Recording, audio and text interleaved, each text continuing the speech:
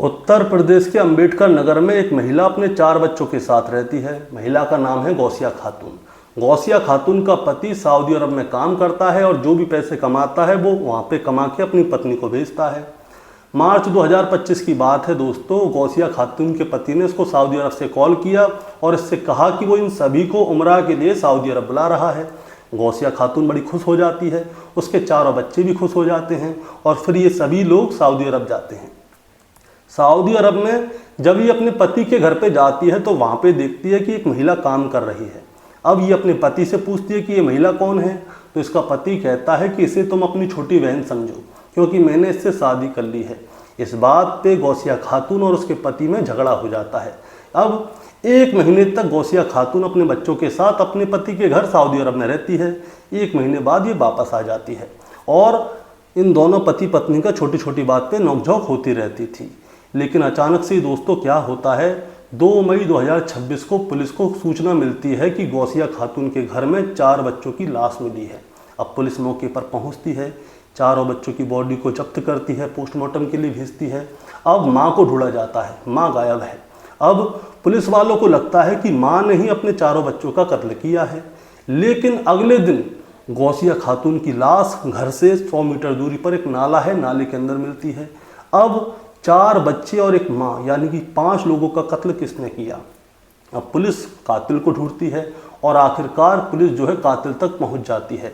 लेकिन जो कातिल है वो पुलिस के ऊपर गोली चला देता है, जिसकी वजह से पुलिस वाले भी उसके ऊपर गोली चलाते हैं और एनकाउंटर में कातिल ढेर हो जाता है।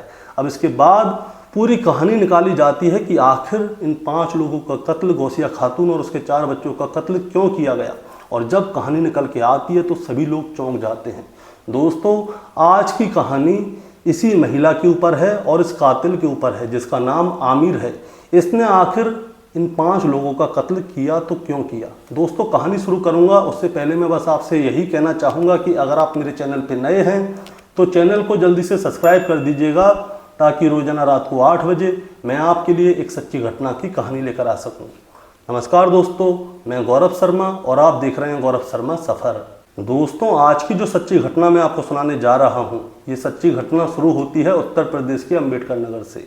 अंबेडकर नगर में गांव है जिसका नाम है मेहरुआ और मेहरुआ गांव के पास एक और गांव लगता है जिसका नाम है कसल।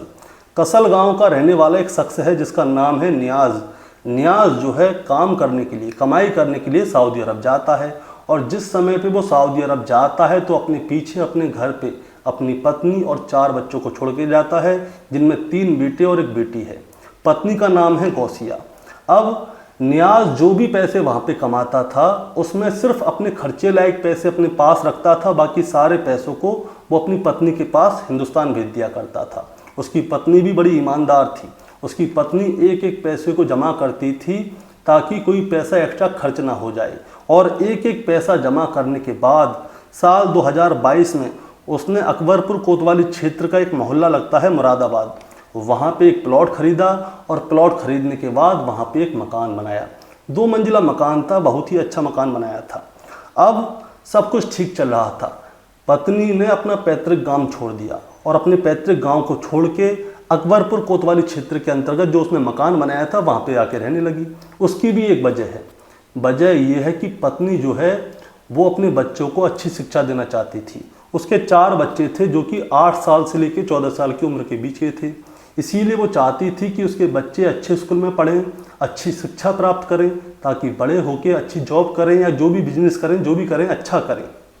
अब सब कुछ ठीक चल रहा था। पति टाइम टू टाइम पैसे भेजता रहता था और पत्नी एक एक पैसे को अच्छी तरह से इस्तेमाल कर रही थी। ये बात साल 2025 की है। साल 2025 में नियाज ने अपनी पत्नी गौसिया खातून को फ़ोन किया और उससे कहा कि वो उन सभी को उम्रा करने के लिए सऊदी अरब बुला रहा है। अब उसकी पत्नी और 4 बच्चे बड़े खुश होते हैं कि अब्बा ने हमें सऊदी अरब बुलाया है। अब पासपोर्ट के लिए अप्लाई किया जाता है और वीज़ा के लिए अप्लाई किया जाता है और थोड़े समय में ही ये दोनों चीज़ें मिल जाती हैं। अब उसकी पत्नी अपने 4 बच्चों को लेकर सऊदी अरब पहुँचती है। उसका पति एयरपोर्ट पर उन्हें लेने के लिए आता है और एयरपोर्ट से वो सीधा ही उन्हें अपने कमरे पर लेके जाता है। और जब गौसिया खातून और 4 बच्चे कमरे पर पहुंचते हैं तो गौसिया खातून एक चीज़ पर ध्यान देती है। उसके पति के घर में एक औरत घूम रही है और घर के सारे काम को कर रही है। अब गौसिया खातून अपने पति से पूछती है कि ये औरत कौन है।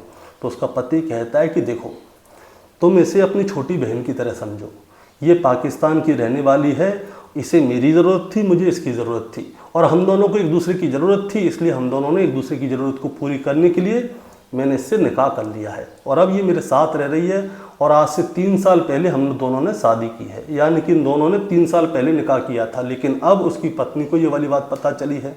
ये वाली बात उसे बड़ी बुरी लगती है।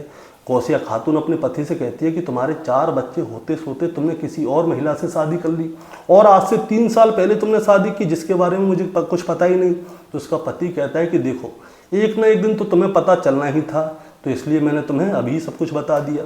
गौसिया खातून को बहुत बुरी लगती है ये वाली बात, लेकिन वो उम्रा करने के लिए आई थी। अब वो अपने 4 बच्चों के साथ उम्रा करती है। 1 महीने तक अपने पति के साथ उसके कमरे पर रहती है, और 1 महीने बाद वो वापस हिंदुस्तान आ जाती है। अब होता क्या है, दोनों पति पत्नी के बीच में जो है अनबन चल रही थी, दोनों के बीच में तकरार चल रही थी, लेकिन ना तो पति ने और ना ही पत्नी ने अपने बच्चों को ये वाली बात पता चलने दी कि दोनों माता पिता के बीच में लड़ाई झगड़ा चल रहा है। सब कुछ उन दोनों के बीच में था। बच्चों से बाप रोजाना बात करता था, माँ भी बच्चों से बहुत प्यार करती थी। बच्चों को ये पता ही नहीं चलने दिया कि माँ बाप के बीच में झगड़ा चल रहा है। अब सब चीज़ ठीक थी, तभी तारीख आती है 2 मई 2026। 2 मई 2026 की सुबह लगभग 7:30 बजे के आसपास का समय होता है। गौसिया खातून के घर पे एक दूधिया रोजाना दूध देने के लिए आता था। अब वो आता है, आवाज़ लगाता है, दरवाज़ा खटखटाता है। बहुत देर तक दरवाज़ा खटखटाया जाता है, लेकिन दरवाज़ा कोई खोलता नहीं है। इसीलिए दूधिया क्या है, आवाज़ लगा लगा के वापस अपने घर चला जाता है। अब जो उसका पति है नियाज़ को एक आदत है, वो रोज़ाना अपने बच्चों से दोपहर में बात करता है, क्योंकि उसे पता है कि बच्चे दोपहर में स्कूल से आएंगे, स्कूल से आके वो अपने अब्बा से बात करेंगे। इसीलिए नियाज़ क्या करता है, दोपहर के लगभग 2:30 बजे के आसपास अपने बच्चों को कॉल करता है। कई बार कॉल करता है, अपनी पत्नी को कॉल करता है, लेकिन फ़ोन कोई उठाता नहीं है। अब जब कोई फ़ोन नहीं उठाता, इसीलिए नियाज़ क्या करता है, अपनी भाभी को कॉल करता है, और भाभी से कॉल करके कहता है कि आप ज़रा घर पे जाइए, घर पे देख के आइए कि गौसिया मेरा फ़ोन क्यों नहीं उठा रही, मैं बार बार फ़ोन कर रहा हूँ, वो फ़ोन ही नहीं उठा रही। अब इसके बाद उसकी भाभी जो है घर पे जाती है। घर का दरवाज़ा जो है बंद होता है, वो बार बार आवाज़ लगाती है, दरवाज़ा खटखटाती है, लेकिन कोई भी जवाब दे नहीं रहा होता। अब जब कोई भी जवाब नहीं दे रहा होता तो उसकी भाभी जो है अपने घर वालों को बताती है, अड़ोसी पड़ोसियों को बताती है। अड़ोसी पड़ोसी भी आके आवाज़ लगाते हैं, लेकिन दरवाज़ा कोई खोल ही नहीं रहा है।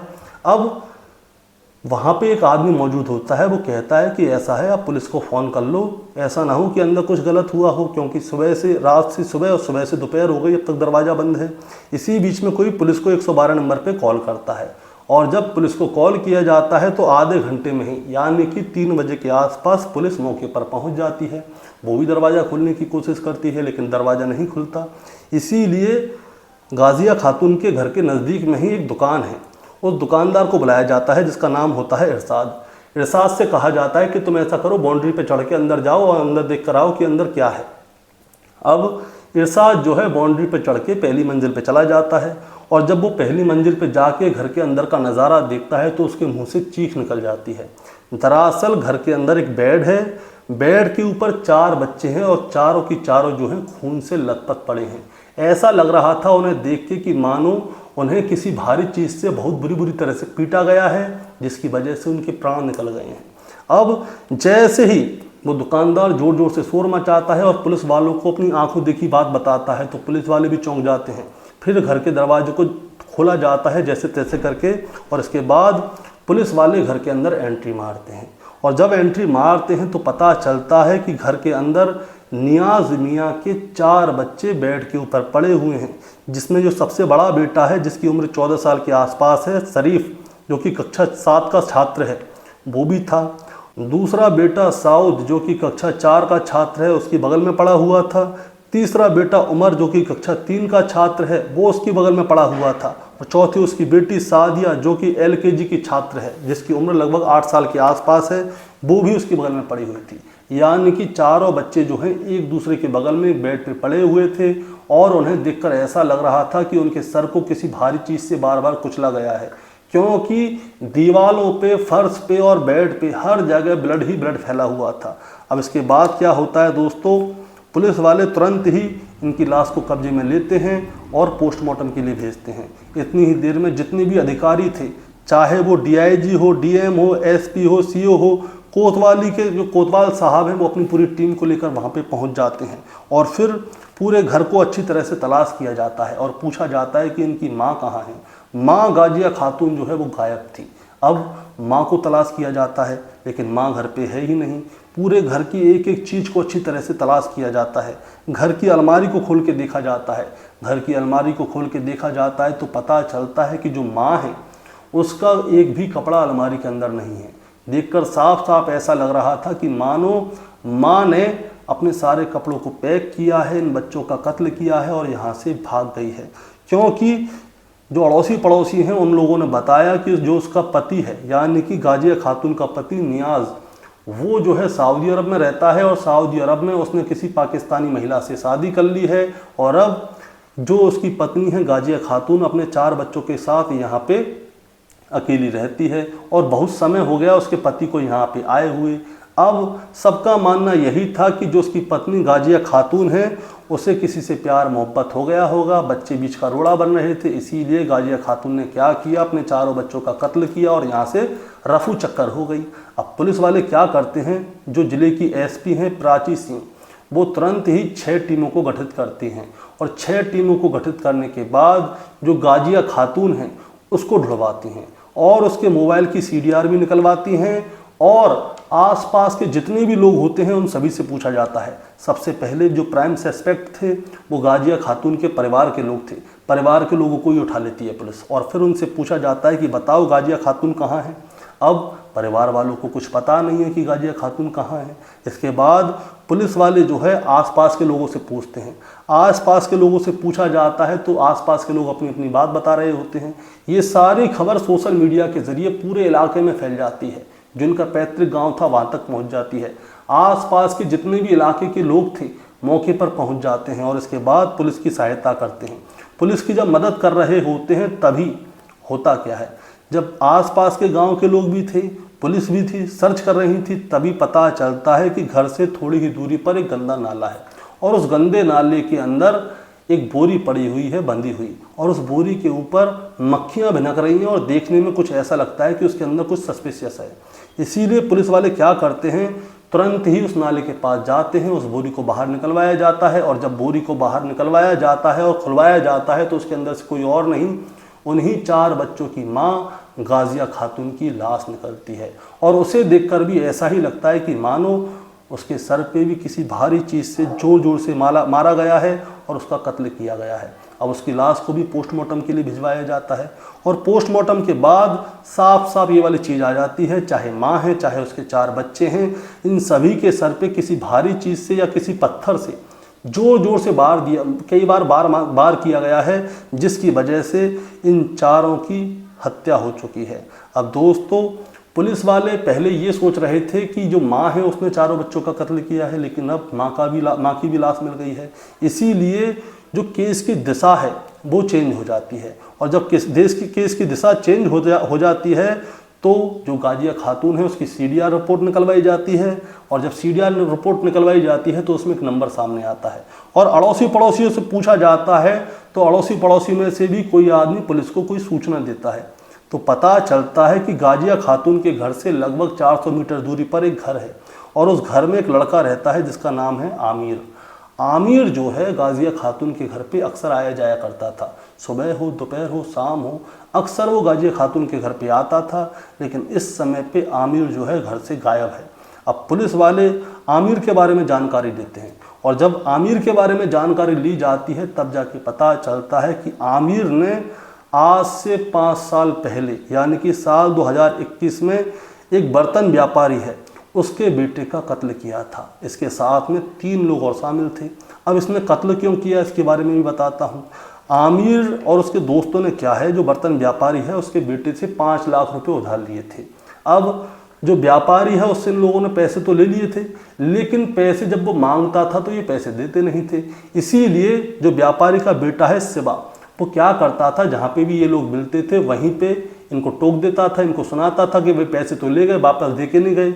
इसीलिए इन लोगों ने क्या प्लानिंग की, आमिर और इसके 3 दोस्तों ने मिलकर उस व्यापारी के लड़के को पहले बुलाया पैसे देने के बहाने, और पैसे देने के बहाने बुलाया, फिर उसको किडनैप किया और फिर उसके सर को पत्थरों से कुचला और बुरी बुरी तरह से मारा, तब तक मारा जब तक कि वो मर नहीं गया, और इसके बाद उसकी लाश को फेंक दिया। लेकिन पुलिस ने उस हत्याकांड का खुलासा कर दिया था और आमिर और उसके 3 दोस्तों को गिरफ्तार करके जेल भी भेज दिया था। तब से लेके अब तक यानी कि दिसंबर 2025 तक आमिर जेल में था और 2025 में जमानत पे बाहर आता है। अब पुलिस वाले जो है आमिर को ढूंढ रहे थे क्योंकि इसकी हिस्ट्री भी ख़राब रह चुकी है, और जब पुलिस वाले आमिर को ढूंढ रहे थे तो एक जगह लगती है नवतरिया बाईपास के पास में आमिर को देखा गया था। पुलिस को मिलती है सूचना, और ये सूचना मिलती है कि आमिर जो है यहाँ से भागने की फिराक में है। इसीलिए 4 मई 2026 की सुबह लगभग 5 बजे के आसपास का समय होता है, जहाँ पे आमिर होता है उस पूरे इलाके को पुलिस ने हर तरफ से घेर लिया था। अब आमिर के पास में एक बाइक थी और आमिर को ये वाली बात भी पता चल गई थी कि पुलिस जो है उसे पकड़ने के लिए आई है। आमिर के पास में बंदूक भी थी। अब आमिर क्या करता है, बाइक को स्टार्ट करता है और भागने की कोशिश करता है, लेकिन पुलिस ने उसे हर तरफ से घेरा हुआ था। अब जब आमिर वहाँ से भागता है तो पुलिस वाले सामने आते तो वो घुमा के गाड़ी को लेके जाने की कोशिश करता है, लेकिन आमिर की गाड़ी जो है स्लिप हो जाती है।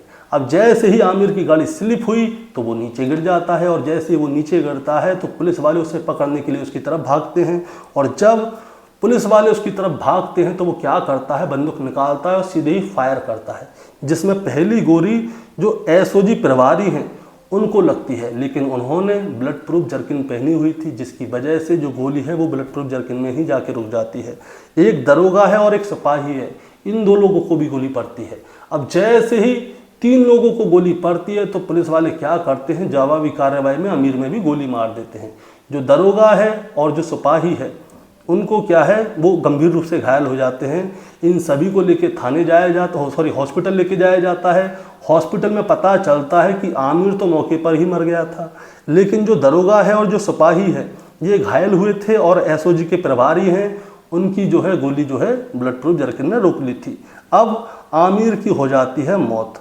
अब मौत होने के बाद इस पूरे हत्याकांड के पीछे का कारण जानने की कोशिश की जाती है कि आखिर कारण क्या था कि आमिर ने महिला और उसके 4 बच्चों का कत्ल किया, और वो भी इतनी बेरहमी से। और जब इसके पीछे की जानकारी ली जाती है तब जाके पता चलता है कि दिसंबर 2025 में आमिर जो है जेल से छूटा था, और जब वो जेल से छूट के आया था तो उससे 400 मीटर दूरी पर ही गाजिया खातून का घर था। उसे पता चलता है कि गाजिया खातून के पति ने दूसरी शादी कर ली है और वो सऊदी में रहता है और गाजिया खातून को छोड़ दिया है। इसी बीच में आमिर क्या करता है, गाजिया खातून से बातचीत करना शुरू कर देता है, और बातचीत करने के बाद जो पुलिस के अकॉर्डिंग और मीडिया के अकॉर्डिंग है वो मैं आपको बता रहा हूँ। बातचीत करने के बाद इन दोनों की दूरियां जो है नज़दीकी में आ जाती हैं। ये दोनों संबंध भी बनाया करते थे। इसी बीच में आमिर क्या करता है, गाजिया खातून के ऊपर प्रेशर डालता है कि वो उससे शादी कर ले, लेकिन गाजिया खातून कहती है कि देखो तुम मेरे से आधी उम्र की हो और मेरे बच्चे 14-14, 15-15 साल के हो गए। अगर मैं तुमसे शादी करूंगी तो सब लोग क्या कहेंगे कि अपने से आधी से उम्र के लड़के से शादी की है, इसीलिए मैं तुमसे शादी नहीं कर सकती। आमिर क्यों शादी करना चाहता था उसकी वजह बताता हूँ। आमिर की नज़र जो है गाजिया खातून के घर पे थी जो कि उसने बनाया था, और आमिर जो है उससे शादी करने के बाद उसके घर को हथियाना चाहता था, लेकिन गाजिया खातून ने साफ साफ उससे इनकार कर दिया कि वो उससे शादी नहीं करेगी। इसीलिए क्या होता है, ये 1 और 2 मई 2026 की रात की बात है, लगभग 12-1 बजे के आसपास का समय होता है। आमिर जो है गाजिया खातून के घर पे दोबारा से जाता है, और जब दोबारा से जाता है दरवाज़ा खुलवाता है, गाजिया खातून उसे अंदर ले लेती है, और जब उसे अंदर लेती है तो फिर से वो शादी की बात करता है, लेकिन गाजिया खातून ने शादी के लिए साफ इनकार कर दिया क्योंकि वो अपने 4 बच्चों के भविष्य को भी देख के चल रही है। इसीलिए आमिर को आ जाती है गुस्सा, और जब गुस्सा आती है तो वहाँ पे एक सिलवट्टा पड़ा हुआ होता है। आमिर उस सिलवट्टे को उठाता है और उसके 4 बच्चे के सर में एक एक करके इतनी जोर जोर से मारता है कि उसके बच्चों की आवाज़ भी नहीं निकल पाती। घर के आसपास कोई घर नहीं था, इसीलिए जो गाजिया खातून चीखती है चिल्लाती है तो किसी के पास उसकी आवाज़ भी नहीं जाती। गाजिया खातून जो है बेहोश होकर गिर जाती है और आमिर जब तक उसके बच्चों के सर पे उस सिलबट्टे को मारता तब तक कि उन चारों की मौत नहीं हो जाती।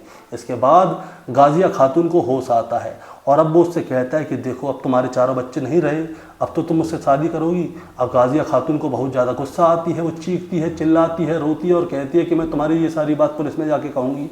अब आमिर को आ जाती है गुस्सा, वो क्या करता है, उसी सिलबट्टे को गाजिया खातून के सर में जोर से दे मारता है। रात का समय था तो ये क्या करता है, गाजिया खातून की लाश को एक बोरी में डालता है। बोरी में डालकर उसे बोरी में अच्छी तरह से पैक करता है और वहाँ से घसीटते घसीटते नाले तक ले जाता है और उस नाले में जाके फेंक आता है और घर में कुछ इस तरह का माहौल बना देता है कि सबको ऐसा लगे कि जो गाजिया खातून है अपने चारों बच्चों का कत्ल करके भाग गई है। लेकिन पुलिस ने समय रहते ही इस पूरे केस का खुलासा कर दिया, गाजिया खातून की लाश भी मिल जाती है। अब इसके बाद ये वाली खबर गाजिया खातून के पति को सऊदी अरब भेजी जाती है और जब सऊदी अरब भेजी जाती है कि उसके चारों बच्चे मर गए हैं, उसकी पत्नी मर गई है, तो उसके पति का रो रो कर बुरा हाल हो जाता है। अब जब उसकी पत्नी और 4 बच्चों का सुपुर्द खाक होने वाला होता है तो उसके पति से पूछा जाता है कि तुम कब तक आओगे, तो उसके पति ने कह दिया कि मैं सुपुर्द खाक में शामिल नहीं हो सकता, आप सुपुर्द खाक कर दीजिए। इसके बाद माँ और 4 बच्चों का सुपुर्द खाक कर दिया जाता है। दोस्तों, जो कातिल था वो तो मर चुका, लेकिन इस कहानी से हमें बहुत सारी चीज़ें सीखने के लिए मिलती हैं। सीखने के लिए ये मिलती हैं कि पहला तो जो उसका पति है, अगर वो दूसरी शादी ना करता तो गाजिया खातून के मन में आमिर के लिए कुछ भी नहीं आता। अगर वो ऐसा ना करता तो आज शायद गाजिया खातून और उसके 4 बच्चे जिंदा होते। और दूसरी चीज़ ये है कि गलत आदमी की संगति हमेशा हमें नुकसान ही पहुंचाती है। गाजिया खातून को ये वाली बात पहले से जानकारी थी कि आमिर जो है गलत आदमी है, उसके ऊपर बहुत सारे केस चल रहे थे और हत्या का आरोपी है और अभी 5 महीने पहले ही जेल से छूट के आया है। इसके बावजूद उसने ऐसे आदमी से दोस्ती की, ऐसे आदमी से संबंध बनाए जो कि खुद खूनी है, हत्या का आरोप में वो जेल रह चुका है और भी बहुत तरह के उसके ऊपर केस चल रहे थे। उसने गलत आदमी से दोस्ती की तो उसका गलत ही परिणाम गाजिया खातून को भुगतना पड़ा। दोस्तों, आपको क्या कहना है इस कहानी के बारे में, आप ज़रा हमें कमेंट में बताएं। चैनल पे नए हैं तो सब्सक्राइब करके जाएं ताकि रोजाना रात को 8 बजे मैं आपके लिए एक सच्ची घटना की कहानी लेकर आ सकूं। नमस्कार।